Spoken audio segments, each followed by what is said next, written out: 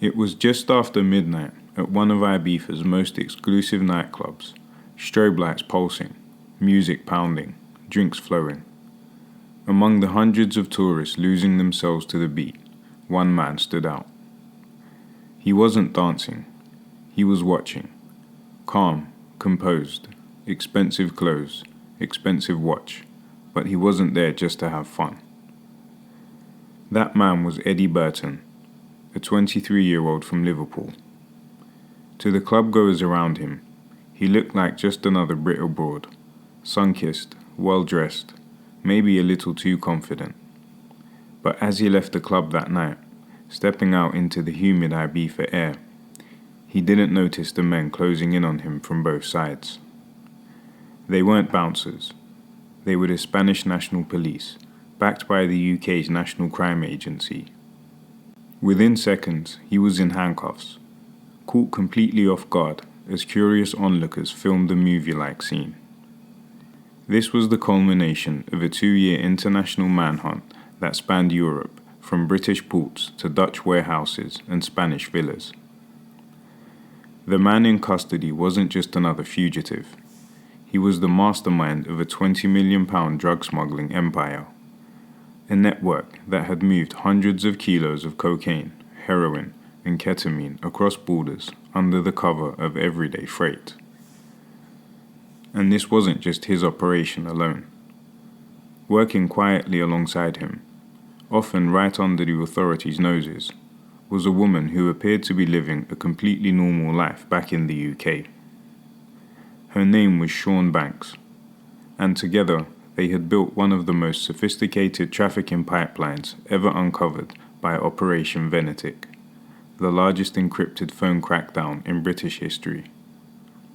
What started as a love story between two young people from Liverpool would end with one of them being dragged out of a nightclub in handcuffs and the other standing in court facing years behind bars.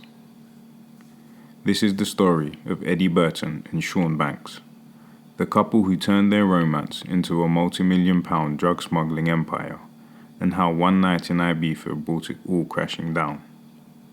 Eddie Burton didn't start out as a career criminal. Born and raised in Liverpool, he grew up in a working-class family. Football on weekends, part-time jobs to make ends meet, and dreams of something bigger. But like so many young men caught between opportunity and temptation, it wasn't long before the promise of fast money pulled him in another direction. By his early 20s, Eddie was already known to local dealers, not for street-level sales, but for his connections. He had a knack for logistics, getting things from point A to B without being noticed. To the untrained eye, it looked like hustle. To those in the know, it looked like potential. That's where Sian Banks came in. Sian, from the same parts of Liverpool, was bright, ambitious, and outwardly law-abiding. She'd worked steady jobs, kept her social circle small, but behind the curated normality was someone deeply ambitious. And when Eddie's ambition started to grow, hers followed. By 2019, Eddie was no longer dabbling in small-scale operations. He was negotiating with European suppliers, sourcing cocaine and heroin from Spain and the Netherlands, shipping them back to the UK disguised as legitimate freight. Sian handled the domestic end, bank transfers, fake invoices, coordinating with couriers who never saw the bigger picture. It was love and business rolled into one. They moved quietly, never drawing attention. The operation was slick. Encrypted phones, burner numbers, untraceable vehicles, and for a while it worked. Each shipment brought in tens of thousands of pounds. The drugs came over through Dover, Portsmouth, and Tilbury, hidden in machinery, car parts, and even food packaging. Once inside the UK, the packages were split, repackaged, and sold through trusted intermediaries. Eddie and Sian didn't handle the drugs directly. They handled the numbers, keeping just enough distance to stay insulated. But what they didn't know was that somewhere deep in a secure facility, a new kind of investigation was unfolding.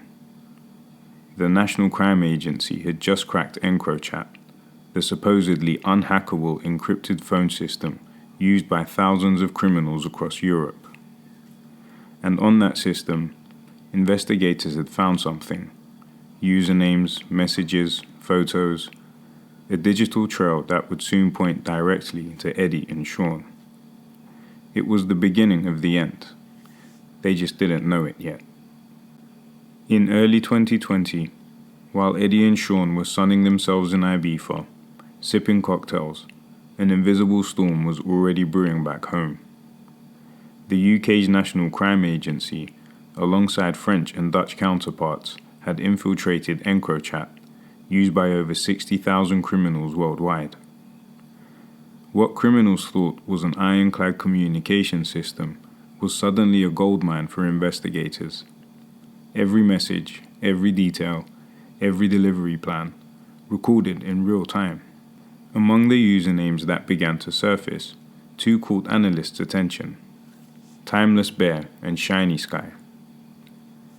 The chats were incredibly detailed.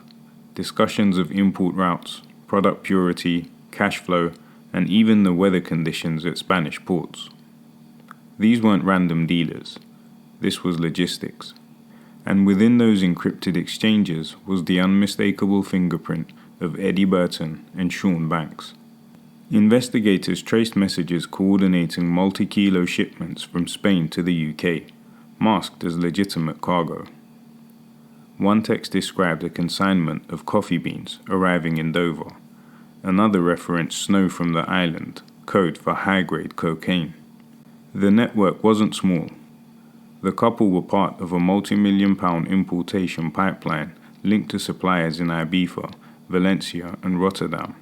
At the height of the lockdown, when borders were closed and ports were heavily monitored, they found ways to move hundreds of kilos of Class A drugs without ever touching them directly. From the outside, their life looked enviable. Luxury holidays, high-end cars, designer clothes. To their friends, it seemed like the rewards of hard work and clever business. But behind the curated social media smiles was a pipeline worth over £20 million, one that ran on lies, risk, and meticulous coordination. When they weren't in Liverpool, they were in Ibiza, where deals were struck in back rooms of beachfront clubs and late-night villas. The island wasn't just a vacation spot. It was a meeting hub for suppliers and UK distributors. For months, they were untouchable. Each successful shipment made them bolder. A new shipment here, another coded deal there. And while Eddie relished the chaos of the trade, Sian played the strategist, the silent architect behind the spreadsheets, ensuring every ounce of profit was accounted for and laundered clean. But while they celebrated their rise, the NCA quietly mapped every move, every chat, every bank transfer, every hotel stay in Ibiza. The agency had their timeline, they had their aliases, and soon they'd have their location. It was meant to be another night out, champagne, music, and the hum of a Spanish summer evening. But for Eddie Burton and Sian Banks, the island that had once been their playground was about to become the stage for their downfall. On July the 27th, 2020, tourists filled the streets of San Antonio, spilling out of beach bars and restaurants. Ibiza had just begun reopening after the lockdown, and people were desperate to feel normal again. But among the crowd, Spanish police, working with UK officers from the National Crime Agency, had eyes on two very specific targets. Inside the O Beach Club, Eddie and Sian looked untouchable. They laughed, ordered bottle service, posed for photos, the image of success. What they didn't know was that every step they took was being watched.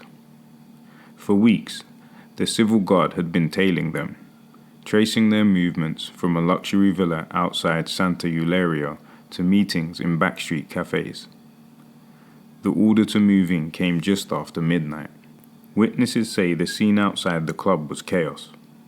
Plainclothes officers swarmed as Eddie and Sian were led out in handcuffs, their designer clothes and tan skin glowing under the blue police lights, locals and onlookers stunned by the scene. They were taken to the Ibiza City Police headquarters, separated for questioning. Eddie stayed calm, saying little. Sian, the quieter of the two, didn't speak a word. Inside their villa, police found phones, ledgers, cash bundles, and traces of white powder. Not enough to charge on possession, but enough to tie them to the encrypted conversations from months before. When Spanish police handed over the devices to the UK's National Crime Agency, investigators already knew what they'd find. Chats matching the EncroChat aliases, Timeless Bear and Shiny Sky. Messages detailing shipments, payments, and coordination of deliveries through ports like Dover, Felixstowe, and Tilbury. Sian's fingerprints were even found on a seized encrypted handset, the same one used to calculate profits and track logistics for the cartel's UK network. For months, they had believed the operation was airtight. No names, no witnesses, no paper trail. But it was digital evidence, cold, data-driven and irrefutable, that brought their empire down. By the time Eddie and Sian were extradited to the UK in late 2021, Operation Venetic had already dismantled hundreds of similar networks. Across Britain, more than 1,500 arrests had been made, hundreds of millions in drugs and cash seized, and encrypted phones had gone from tools of secrecy to ticking time bombs. By the time Eddie Burton and Sian Banks were flown back to the UK in late 2021, the dream they'd built, the one of sun, luxury, and control, was long gone. At Isleworth Crown Court, the pair faced a crowd of journalists, detectives, and prosecutors who had spent more than a year dismantling their world piece by piece. Eddie, once the confident frontman of their operations, stood impassive as the prosecution detailed his role. Over 250 kilograms of Class A drugs, primarily cocaine, had been smuggled into the UK under his direction. He'd liaised with suppliers in Spain, coordinated couriers, and managed cash mules who laundered proceeds through shell companies and fake luxury travel businesses. Sian's involvement shocked even seasoned investigators. On the surface, she was the girlfriend, the Instagram-perfect partner who smiled in every picture. But the evidence told a different story. Sian handled logistics, finances, and encryption. She arranged courier schedules, tracked containers, and ensured payments moved cleanly through offshore accounts. When Eddie was in transit, she was the one monitoring communications, bookings, and deliveries. Forensic accountants traced over £20 million in transactions. Money moved through front companies linked to Ibiza villa rentals, event planning agencies, and luxury travel consultancies. On paper, they were thriving entrepreneurs. In reality, it was a laundering operation on a massive scale. In a last-ditch effort, the defense argued that both had been manipulated by larger players, that Eddie was in over his head, that Sian had been pressured, unaware of the scale. But the prosecution wasn't buying it. They showed photographs of the couple on private yachts, receipts for designer watches, and transaction logs showing both were completely profiting, not surviving, off drug money.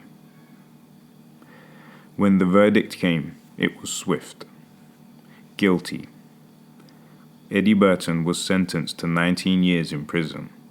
Sian Banks received 12 years, the judge noting her pivotal role in coordinating and concealing shipments. In his closing remarks, the judge summarized their story with chilling precision. You lived lives of luxury on the backs of others' addictions. You believed your technology and your distance would protect you. You were wrong. For the detectives of Operation Venetic, it was another victory, but also a reminder. Every empire, no matter how glamorous, eventually falls. When the courtroom lights faded and the headlines moved on, the story of Eddie Burton and Sian Banks became just another line in Operation Venetic, the UK's biggest organised crime crackdown.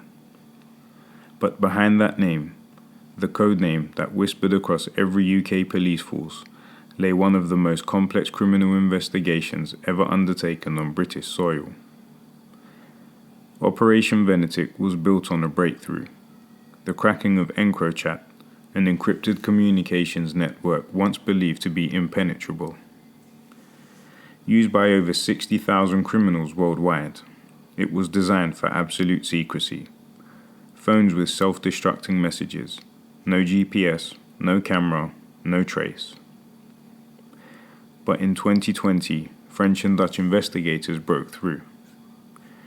In total, more than 1,000 criminals have now been convicted through the operation, with over 3 billion in assets and drugs seized. And that's what makes stories like Eddie and Sian so powerful, because they remind us how close glamour and ruin can sit, side by side. Two people who thought they'd beaten the system ended up proving the one opposite, that no one, no matter how clever, connected or careful, stays ahead of the truth forever.